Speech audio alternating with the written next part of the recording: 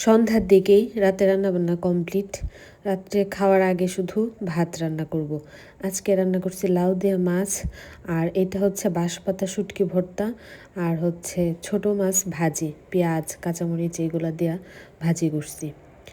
আর ও মাত্র আসছে অফিস থেকে, তো কিছু জিনিস আনতে বলছিলাম, এগুলো নিয়ে আসছে, আমি মেসেজ দিয়ে দিছিলাম। তেজপাতা, চিনি, তারপর হচ্ছে কলা, তারপর শুকনো মরিচ, ডিম, মুসুরির ডাল, এগুলো শেষ হয়ে গেছিলো আর কি, এগুলো নিয়ে আসছে। তো এখন আমি সন্ধ্যার জন্য একটু জল খাবার তৈরি করব।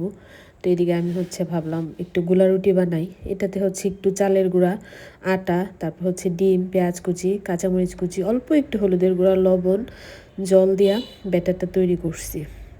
এই তো বানায় নিলাম। আর সাথে ওই যে আমি যে শুটকি ভর্তাটা করছি, তো ভাবলাম সাথে একটু শুটকি ভর্তাও নেই, শুটকি ভর্তা দিয়ে খাইতে বেশ ভালো লাগবে। এদিকে আমি চায়ের জন্য জল বসায় দিছি, মশলা চা করব। আজকে দুধ চা না, লিকার চাই করব। তো এই তো ছিল আমার সন্ধ্যা।